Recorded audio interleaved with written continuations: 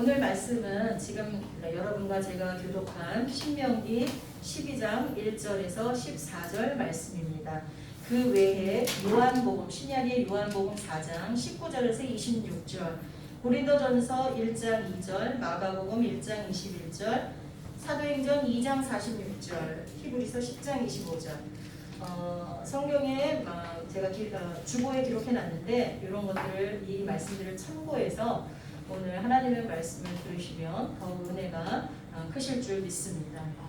오늘 제목을 한번 따라해 보겠습니다. 여호와께서 택하신 곳에서. 여호와께서 택하신 곳에서. 네. 여러분 예배는 어디서 드려야 될까요? 성전.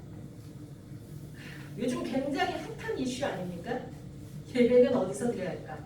코로나가 시작되면서 물론 그 이전에서부터 그런 갈등들이 조금씩 일어나기 시작했어요. 왜냐하면 대형 교회들이 온라인 예배를 진행하면서 많은 성도들이 가정에서 예배를 드리는 그런 일들이 점점 이제 일어나고 있었던 시점이에요. 초기 단계였죠. 근데 거기다가 코로나가 터지면서 이제는 대형 교회뿐만 아니라 저희처럼 규모가 작은 교회들까지 다 합세해서 온라인 예배를 드리게 되었어요. 사실은 어쩔 수 없는 상황이긴 했습니다. 처음에 코로나가 이제 막 확산이 되고 또 사람들이 많이 다치고 위험에 처하게 되고 또 국가에서 시책적으로 예배 인원을 제한하고 교회를 폐쇄하고 이런 일들이 벌어지니까 최대한 그 가운데서 우리가 안전하게 예배 드릴 수 있는 방법이 뭘까 교회마다 고민하고 선택은 조금씩 달랐지만 그래도 대체적으로 이제 비슷하게 흘러갔어요. 그 대안이 온라인 예배였습니다. 근데 사람들이 처음에는 잠깐 그러고 말 거라고 생각했는데 2년이 됐어요. 온라인 예배에 너무 익숙하다 보니까 교회마다 다 조사를 했더니 이 코로나가 물러가도 온라인 예배를 집에서 드리겠다라고 말하는 성도들이 아주 많아졌다고 합니다. 근데 제가 아는 분들 중에서는 온라인 예배를 가지고는 온전히 예배할 수 없었다라고 말하는 사람이 훨씬 더 많았어요. 왜냐하면 처음에는 어차피 예배를 드려야 되는데 예배를 성전에 가서 못 드리니까 더 갈급한 마음으로 준비를 했대요.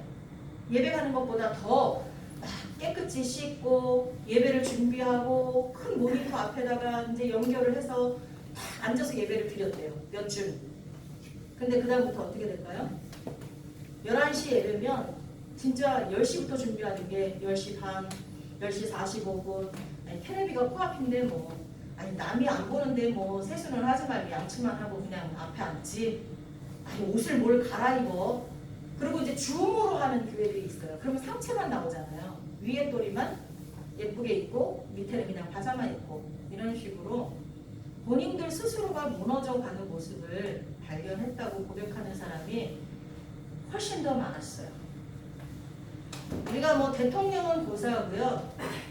담임 선생님을 만나러 가거나 내 바로 위에 상관을 만난다고 해도 그런 모습은 아닐 거잖아요. 그렇죠? 아니면 거래처 사람을 만난다고 해도 그런 모습은 아닐 거잖아요. 근데 거룩하신 여호와 하나님, 천지를 창조하신 여호와 하나님, 우리가 감히 가늠할 수 없는 그분 앞에 우리가 앉아 예배하는데 그런 모습으로 변해 가더라는 것입니다.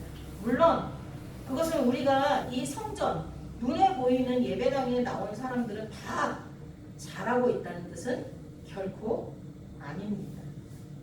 근데 오늘 본문 말씀을 보니까 하나님이 택하신 가나안 땅에 가면은 그 가기 전에는 너희가 각기 소견에 옳은 대로 그냥 행했지만 거기에 들어가게 되면은 이방인들이 섬기던 그 제단들을 다 헐어버리고 이제 하나님이 정하신 곳에서 너희들이 예배해라 이렇게 말하고 있어요. 하나님이 정하신 곳에서 예배드리라고 말씀하고 있습니다. 거기에 너희들이 드려야 될 모든 예물 11조뿐만 아니라 모든 예물을 다 그곳으로 가져와서 예배 드리라고 하고 있어요. 특히나 또 그걸 반복해서 말씀하시기를요. 하나님께서 너에게 들어갈 땅에 들어가서 평안을 주시거든. 오늘 우리 성인 집사님이 3년 동안 고생한 끝에 이제 드디어 달성했잖아요. 그랬을 때 더 조심해야 되는 거죠. 그랬을 때 하나님이 정하신 곳에서 하나님이 택하신 곳에서 예배하라는 거예요. 뭐 예를 들자면 얘기한 거예요. 누구나 마찬가지로 여기서는 여러 가지 뜻이 있어요. 하나님이 택하신 곳에서 예배하라. 그런데 언제? 내가 너에게 축복할 때, 내가 너에게 복을 주고 평안을 줄 때 거기에 있는 이방신들에게 빠지지 말라는 얘기도 여러 차례 하셨거든요. 그리고 원래 하나님 앞에 예배해야 될 그 자세를 잃어버리지 말라라는 뜻도 있습니다. 자, 오늘 보면 우리가 이제 예배를 어디서 드렸는지, 하나님이 어떤 장소를 택해서 성도들로 하여금 예배하게 했는지 역사를 한번 보면 처음에는 어디서 예배했을까요? 예, 그냥 처음에는 가정의 제단에서 예배를 드리거나 뭐 들판에서 어떤 제단을 만들고 예배를 드렸겠죠. 근데 이제 공식적으로 사람들이 모여서 예배하게 된 첫 번째는 성막이었어요. 그거는 이제 애굽에서 종살이 하다가 그들을 이제 구원해 내시고 광야 생활을 할 때 이동식 성전을 짓게 하셨어요. 그래서 이렇게 텐트 치는 것처럼 딱 텐트를 치고 그 안에서 이제 거기에 이제 구조라든가 이런 걸 하나님께서 모세에게 아주 세밀하게 가르쳐 주셨거든요. 그래서 그대로 성막을 짓고 거기서 예배를 드린 다음에 다시 구름기둥 불기둥이 움직이기 시작하면 성막을 다 걷어가지고 텐트를 걷듯이 걷어서 다시 이제 하나님이 원하시는 장소에 가서 또 예배를 드렸어요. 자, 그 다음에는 어딜까요? 성전. 그 다음에는 우리가 말하는 성전이에요. 예루살렘 성전이라고 하는데 예루살렘 성전이라는 건 예루살렘에 세워졌기 때문에 예루살렘 성전이라고 하는 건데 사실은 거기에 3번의 성전이 세워져요. 첫 번째는 누가 세웠을까요? 네, 다윗의 아들 솔로몬이 세워서 그 성전 이름을 솔로몬 성전이라고 해요. 예루살렘에 세워졌던 성전이에요.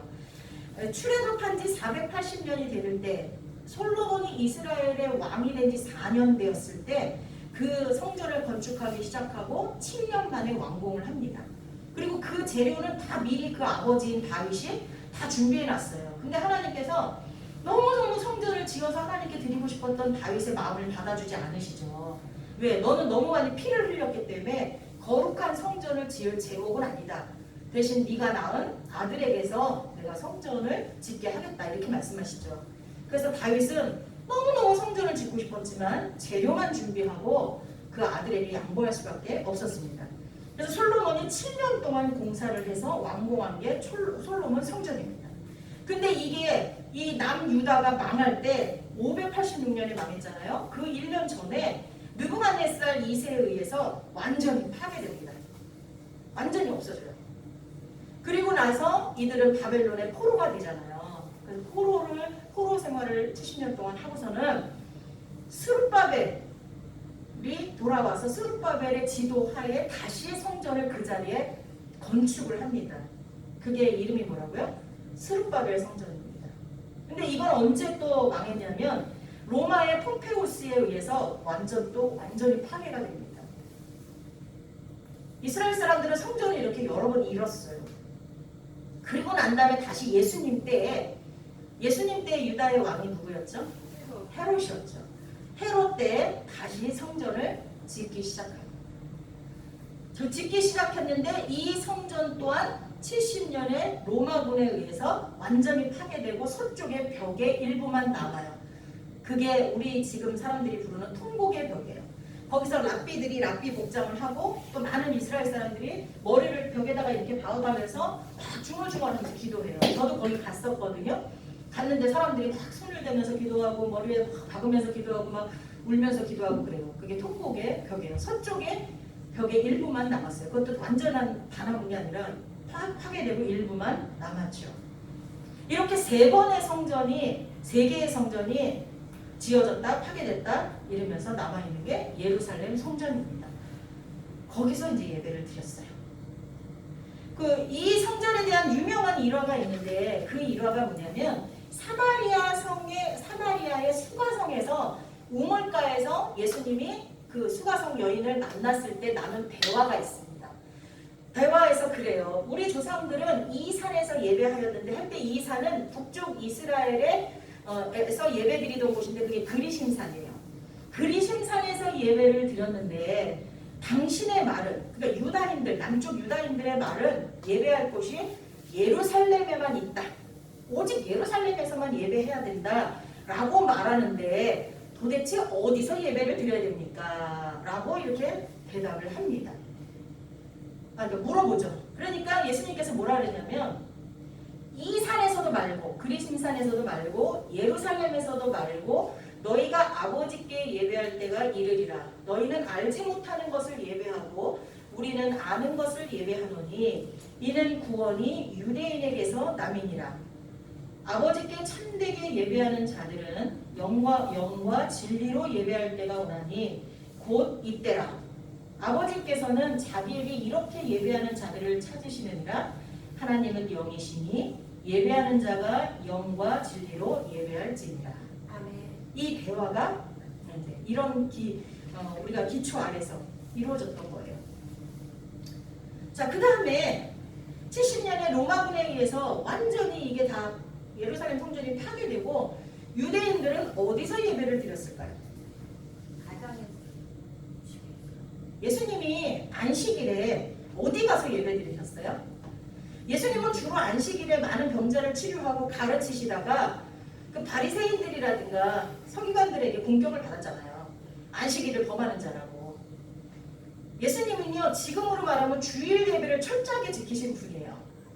우리가 드리는 주일 예배의 스타일하고 그 당시 유대인들이 지키던 안식일 예배의 스타일이 좀 달라서 그랬을지 예수님은 주일 예배를, 그러니까 그 당시 안식일을 잘 지키셨던 분이에요. 근데 어디서 주로 예수님이 가르쳤다는 말이 많이 나와요? 회당이죠, 회당. 성전이 무너지고 이스라엘 백성들이 예배드렸던 곳은 회당입니다, 회당. 바벨론 포로 시절에는 그 회당이 교육기관으로 쓰여졌었어요. 기도하고 그때도 있었어요. 교육기관이나 기도하는 장소로 쓰여지다가 1세기경에 유대인 공동체가 있는 곳이면 무조건 회당이 있어야 했어요. 무조건. 그리고 70년의 성전이 파괴될 당시에 예루살렘 안에만 회당이 394개가 있었다고 합니다. 그러니까 예루살렘 사실 되게 작거든요. 그 안에 엄청나게 많은 회당이 있었던 거죠. 지금처럼 말하면 맨 십자가가 보이네? 이런 것처럼 회당이 아주 많이 있었다는 거예요. 자, 그러면 이제 회당을 거쳐서 예수님이 부활 승천하시고 그 제자들이 세운 게 뭐예요? 교회. 근데 사실은 제자들이 세웠지만 육안으로는 그렇지만 누가 세우신 거예요? 예수 그리스도가 너희들의 믿음의 고백, 베드로의 믿음의 그 고백 위에 내 교회를 세우겠다라고 해서 교회를 세웠죠. 자, 그런데 앞에 교회라는 말이 있기 전까지는 다 보면 어떻게 보면 장소잖아요. 그렇죠? 성막, 성전, 회당, 장소잖아. 근데 교회라는 말로 바뀌면서 이게 장소라는 개념이 아니게 돼요. 자, 교회라는 뜻이 뭘까요? 우리 고린도전서 1장 2절을 누가 좀 찾아보시겠어요? 이게 교회의 뜻을 정확하게 말씀해 주시는 성경 구절이에요. 고린도전서 1장 2절. 고린도에 있는 하나님의 교회 곧 그리스도 예수 안에서 거룩하여지고 성도라 부르심을 받은 자들과 또 각 처에서 우리 주 곧 그들과 우리의 주 되신 예수 그리스도의 이름을 부르는 모든 자들에게 예, 이렇게 쭉 읽으면 지금 잘 읽어주셨는데 쭉 읽으면 머릿속에 잘 안 들어올 수 있는데요. 자, 보세요. 고린도에 있는 하나님의 교회 그랬어요. 근데 그 교회가 곧 뭐냐? 그리스도 예수 안에서 거룩하여지고 성도라 부르심을 받은 자들과 또 각처에서 우리의 주 예수님 곧 그들과 우리의 주 되신 예수 그리스도의 이름을 부르는 모든 자. 이게 이코르에 같다는 뜻이에요. 교회라는 말과 뭐가 같다는 거예요? 그리스도 예수 안에서 거룩하여진 성도가 같다는 뜻이고요. 그 다음에 예수 그리스도의 이름을 부르는 모든 자들 같다는 얘기예요. 그러니까 즉 뭐냐? 교회 에클레시아는 예수 그리스도를 구주로 영접한 예수 그리스도를 주인이라고 부르는 자들의 뭐예요? 모임을 교회라고 하는 것입니다. 이해되셨습니까? 아멘. 그게 교회예요. 그럼 자, 우리 여기 교회인가요? 아멘. 예, 교회예요. 이게 교회예요. 그래서 그 교회의 머리는 누구라고요? 예수님. 예수님. 우리는 뭐예요? 몸이에요. 몸. 자, 그러면 보세요. 이제 하나님이 택하신 곳이 전에는 성막이었고 성전이었고 회당이었어요. 근데 지금은 뭐예요? 교회. 교회잖아요. 근데 그 교회가 뭐예요? 예수님을 주인으로 구주로 영접한 자들의 모임이에요. 그래서 온라인 예배도 가능한 거예요. 자, 근데 문제가 있어요. 문제가 있어요. 몸은 팔이 저쪽에 가 있고, 팔이 부산에 가 있고, 다리가 부천에 와 있고, 그 다음에 입이 인천에 가 있고. 자, 이거 가능해요? 안 돼요. 몸은 하나잖아요, 하나. 몸이 붙어 있어야 돼요. 머리를 중심으로 따닥따닥따닥 있어야 될 곳에 딱딱딱 붙어 있어야 돼요. 자, 근데 오늘날 드리고 있는 이 온라인 예배가 제대로 교회에서 드리는 예배일까요? 교회. 예배당이 아니라 교회에서 드리는, 하나님이 택하신 교회에서 드리는 예배라고 생각하십니까? 그렇게 잘 되어지는 교회도 있긴 있어요. 근데 대부분의 교회들이 잘 안 돼요. 각계 전투를 하고 있어요. 목사님은 설교를 해요. 예배를 방송해요. 근데 각자 다 혼자 드려요. 그리고 서로 간에 연결이 안 돼 있어요. 그건 교회가 아니에요. 여기 뭐라 그랬어요? 하나님이 택하신 곳에, 제가 한번 다시 읽어드릴게요. 여기 신명기 12장 아까 보면 너희 4절부터 너희 하나님 여호와께는 너희가 그처럼 행하지 말고 오직 너희의 하나님 여호와께서 자기의 이름을 두시려고 너희 모든 지파 중에서 택하신 곳인 그 계실 곳으로 찾아 나아가서, 몸이 움직여야 돼요. 몸이 나아가서 너희의 뭐예요? 번제와 너희의 제물과 너희의 11조와 너희 손의 거제와 너희의 소번제와 낙헌 예물과 너희 소와 양의 처음 난 것들을 너희는 그리로 가져다가 드리고 거기 곧 너희의 하나님 여호와 앞에서 먹고 너희의 하나님 여호와께서 너희의 손으로 수고한 일에 복주심으로 말미암아 너희와 너희의 가족이 즐거워할지니라. 온라인에서 예배를 드리든 아니면 여기 와서 비대 대면 예배를 드리든 모여야 돼요. 하나가 돼야 돼요. 그리고 모든 예물도 그곳으로 한 곳으로 모여야 돼요. 그리고 그곳에서 뭐가 있어야 돼요? 기쁨으로 교제가 있어야 돼요. 아멘이십니까? 아멘. 네. 그리고 아까 신약에 와서 수가성 여인이랑 예수님이랑 대화할 때도 수가성 여인은 장소에 집착을 했어요. 우리 사마리아 사람들은 그리심산에서 예배해야 된다는데 유다 사람들은 예루살렘에서만 예배해야 한다는데 도대체 당신이 선지자라면 어느 게 맞습니까? 라고 질문을 했을 때 예수님의 대답은 장소를 말하지 않으셨어요. 뭘 말했죠? 때와 방법을 얘기하셨어요. 때는 언제예요? 예수 그리스도가 우리를 위하여 십자가에 죽으시고 부활하신 뒤에 성령이 임재해서 성령 안에서 말씀이신 예수님이 머리 되시는 공동체 안에서 드리는 때, 그때를 말씀하신 거예요. 예수 그리스도가 구주 되시고 구주 되시는 예수님을 중심으로 모여서 그분의 뜻에 따라 그분을 경배하고 찬양할 때 그게 곧 온다 얘기예요. 예수님이 우리를 위해서 죽으실 거니까, 그리고 부활하실 거니까. 그래서 예수님은 그거에 집중하신 거예요. 그래서 우리는 이제는 장소가 아니라 예수님이 주인 되시는, 그래서 예수를 그리스도라고 부르는 그 모임, 그게 중요한 거예요. 거기에 주님이 임재하시고 거기서 우리는 예배를 드려야 돼요. 근데 뿔뿔이 흩어져서가 아니라 어떻게 하라고요? 모여서 예배를 드려야 돼요. 그리고 방법은 영과 진리로 성령 충만한 가운데 하나님의 말씀으로 예배를 드려야 된다는 거예요. 그렇게 예배했던 아주 모범적인 롤 모델이 누굴까요? 어딜까요? 초대교회. 예수님이 돌아가시고 부활 승천하신 뒤에 막 만들어지는 교회들이 그랬어요.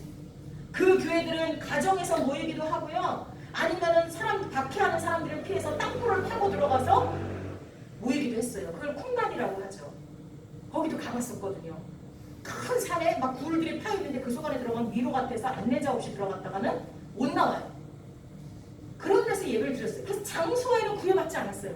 어떤 장소든 이스라엘 사람들이 있는 곳에, 그러니까 예수 그리스도를 구주라고 영접한 사람들이 모이는 곳에 주님이 임재하셨어요.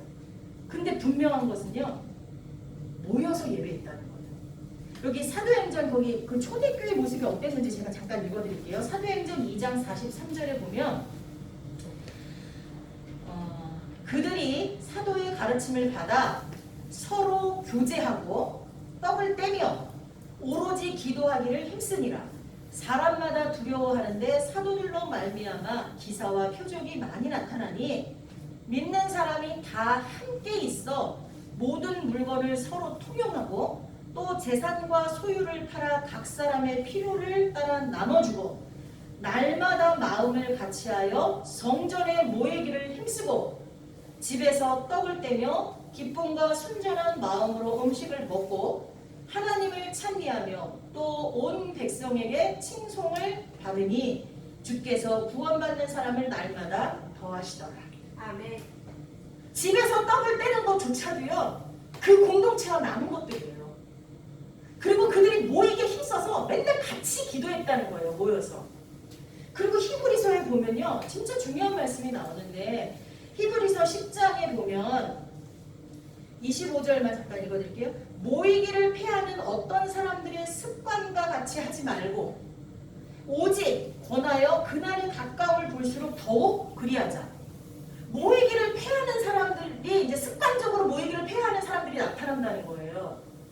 근데 마지막 때가 가까울수록 그렇게 하면 안 된다는 거야. 모여야 된다는 거예요. 여러분, 온라인에서 모일 수도 있습니다. 근데 각자 예배드리면 끝나는 게 아니에요. 온라인에서 예배를 드린다 할지라도요, 우리는 하나로 모여야 돼요. 예물도 모여야 되고요, 이 몸도 모여야 되고요, 중요한 마음도 모여야 돼요. 그리고 교제가 있어야 돼요. 이게 교회예요. 자, 이제는 어디서 모인다고요? 교회에서 모이는 거예요. 교회. 예수님이 머리고 성도들이 몸인, 그래서 각자 하나하나 나누어질 수 없고 하나로 뭉칠 수밖에 없는, 하나가 되어야지만 정상적인 그런 지성교회 공동체 모임 안에서 우리 지성교회 성도들은 예배해야 될 줄 믿습니다. 주님이 정하신 이 지성교회 안에서 모이기에 힘쓰고 기도하기에 힘쓰고 함께 예배드리고 함께 교제하고 나아가서 전도하는 우리 지성교회 성도들이 다 되시기를 예수님의 이름으로 축복합니다. 기도하겠습니다. 하나님 감사합니다. 오늘 하나님께서 택하신 곳이 어디인지 우리가 말씀을 통해서 보았습니다. 처음에는 성막이었고 솔로몬 때부터는 성전이었고 그리고 이제 로마에 의해서 성전이 파괴되고 난 뒤에는 회당이었습니다. 그리고 예수 그리스도께서 우리를 위하여 십자가에 죽으시고 부활하셔서 우리에게 성령을 보내신 이후부터는 교회가 되었습니다. 이제 교회가 되고 나서부터는 장소보다는 어떻게 주님을 예배해야 하는지, 그리고 예수 그리스도를 구주로 영접한 자들의 모임이 정말 우리의 몸처럼, 주님이 비유하신 대로 우리의 몸처럼 어떻게 하나가 되어야 하는지 우리가 말씀을 통해서 잘 배웠습니다. 지금 이 시대에는 온라인 예배를 많이 드리고 있습니다. 그러나 각자 예배드리고 헌금을 계좌 이체하고 이것으로 끝나는 것이 아니라 나와 함께 하나 된 지체들이 어떻게 지내는지, 신앙 상태는 어떤지, 무엇 때문에 기뻐하고 슬퍼하는지 이런 것들을 서로 공유하며 함께 기도하며 또 함께 모여서 기도할 때 믿음이 성장하고 또 함께 전도하며, 그래서 정말 하나가 된 몸이 될 때 머리이신 예수님께서 우리를 통해 역사하심을 배웠습니다. 아멘. 하나님, 우리가 그렇게 신앙생활할 수 있도록 도와주옵소서. 아멘. 예수님의 이름으로 기도하옵나이다. 아멘. 아멘.